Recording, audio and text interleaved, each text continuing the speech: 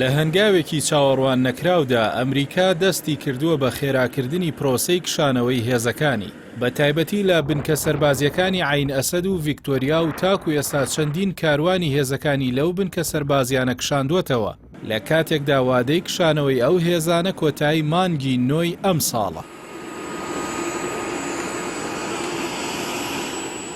خێراترکردنی کشانەوەی هێزەکانی ئەمریکا لە کاتێکدایە کە باڵیۆزخانەی ئەو وڵاتە لە بەغدا نیگەرانی خۆی لەبارەی فراوانبوونی چالاکیەکانی ڕێکخراوەکانی داعش و قاعیدە لە ناوچەکەدا دەربڕیوە لە کاتێکدا عێراق ئەوە ڕەت دەکاتەوە و پێی وایە هەڕەشەی بوونی داعش مەترسی نییە لەسەر ئاسایشی عێراق.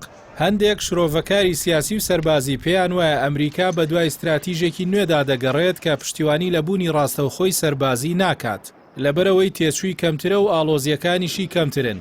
لەو ڕوانگەیەشەوە لە پرسی عێراق دەڕوانێت و کشانەوەی هێزەکانی بەواتای دەست بەرداربوونی نییە لە عێراق.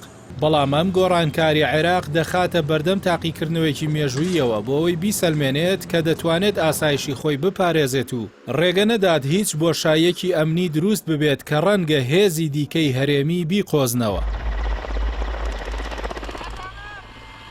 لە بەرامبەردا حکوومەتی عێراق دڵنیایی دەدات کە هێزە ئەمنیەکانی توانای ڕوبەڕووبوونەوەی هەر هەڕەشەیەکیان هەیە.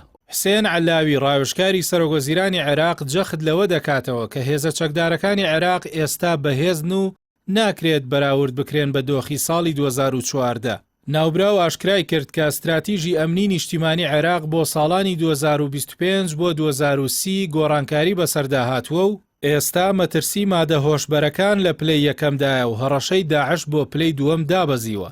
عەلاوی دەشڵێت هێزە عێراقیەکان توانای ئەوەیان هەیە سنوورەکانی وڵات و ئاسایشی ناوخۆ بپارێزن.